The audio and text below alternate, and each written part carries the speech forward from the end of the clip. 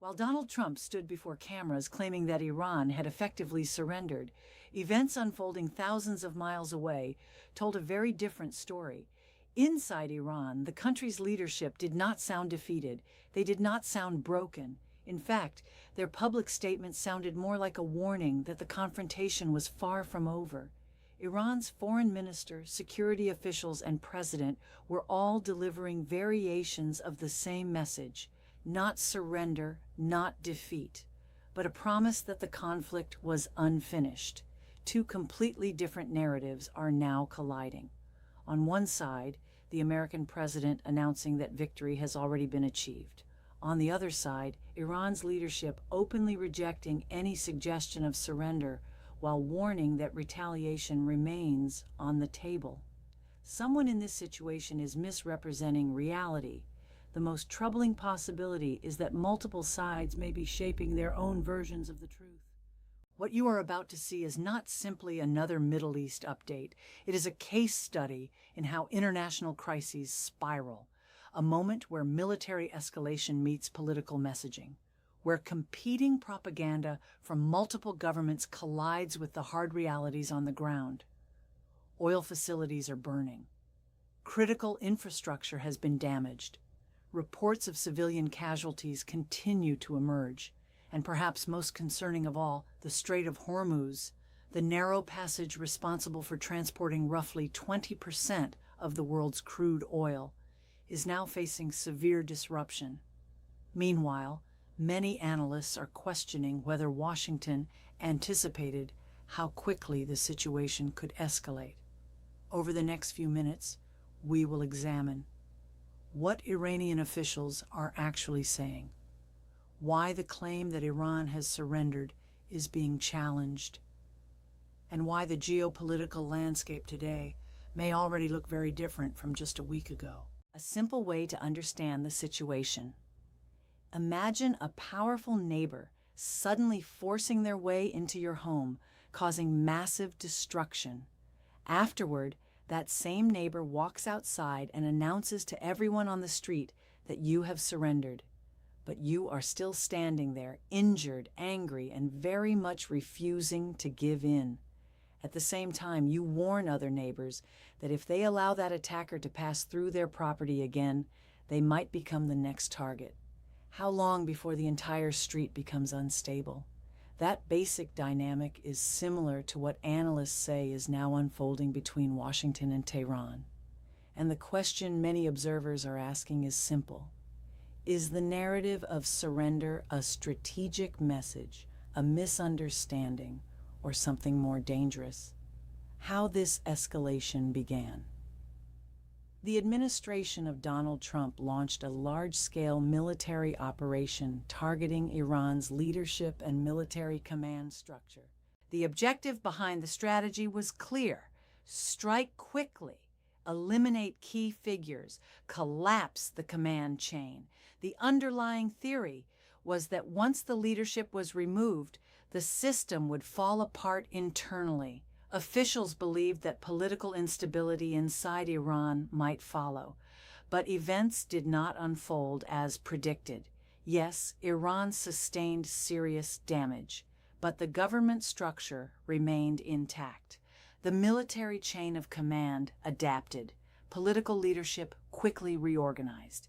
Instead of collapsing, Iran began responding on several fronts simultaneously: militarily, diplomatically, politically, and through international messaging. Iran's diplomatic response. One of Iran's first major responses was directed not at the United States but at other nations across the Middle East. Iranian officials delivered a message to regional governments. If neighboring countries stop allowing American forces to launch attacks from their territory, Iran said it would stop targeting those locations.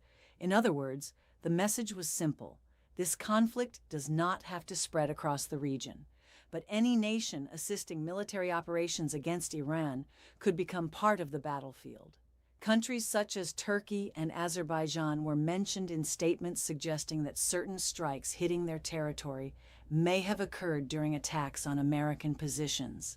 At the same time, Iran's leadership emphasized one key point: The idea of surrender to the United States was rejected completely. Yet public messaging from Washington continued describing the situation as evidence that Iran had already given in. That contrast between narratives has become one of the central tensions in this crisis. The political consequences. Another effect now visible is the political reaction inside Iran itself. Even groups previously critical of the Iranian government are reportedly rallying in response to the external threat. Historically, external military pressure often strengthens internal unity within a country, even among political opponents. This pattern has been observed in numerous conflicts throughout modern history. Instead of destabilizing Iran internally, the crisis may actually be reinforcing national cohesion. The global economic impact. Beyond the battlefield, the economic consequences are already spreading. Oil prices are climbing. Energy markets are reacting to uncertainty surrounding shipping routes. If the Strait of Hormuz remains disrupted, fuel prices worldwide could increase significantly. That would affect transportation costs, manufacturing, global trade, and consumer prices. Energy markets are extremely sensitive to geopolitical shocks, and this region remains one of the most critical supply corridors on the planet. Possible paths forward. Experts generally see three potential directions for the crisis. 1. Controlled de-escalation. Diplomatic back channels could eventually produce a ceasefire or de-escalation agreement. Countries like Qatar or Turkey might attempt mediation. Even if tensions cool, however, the geopolitical landscape may already be permanently altered. 2. Regional realignment. Middle Eastern nations might begin restructuring their security partnerships. Instead of relying heavily on a single external power, countries may diversify alliances and defense arrangements. Such shifts could gradually reshape the balance of power across the region. 3. Full escalation. The worst-case scenario would involve direct retaliation, triggering wider conflict. That could expand into multiple regional theaters, including Iraq, Syria, Lebanon, and Yemen. If shipping lanes close entirely and military escalation spreads, the global economic consequences could be severe. The larger question. Regardless of which scenario unfolds, one reality is already clear. Trust across the region has been shaken. When international relationships shift during crises, they rarely return to exactly the same structure afterward. Countries adapt, security policies evolve, new alliances form, and once those changes begin, they often reshape geopolitics for decades. Final thought. So the central question remains, did the operation truly weaken Iran's position, or did it trigger a chain of events that could reshape the Middle East and global energy markets? That answer may determine how historians eventually judge this moment, because whatever happens next, one thing is certain: the story is far from over, and the next chapter may arrive sooner than anyone expects. The infrastructure escalation. While diplomatic messaging was unfolding, military actions intensified. Reports indicated that major oil processing facilities inside Iran had been targeted. Several refineries responsible for a large share of Iran's domestic energy supply suffered heavy damage. Images circulating online showed massive fires and industrial sites engulfed in flames. In addition, critical infrastructure such as water facilities and desalination plants were reportedly hit during the conflict. Civilian infrastructure becoming part of a battlefield dramatically raises the stakes in any war.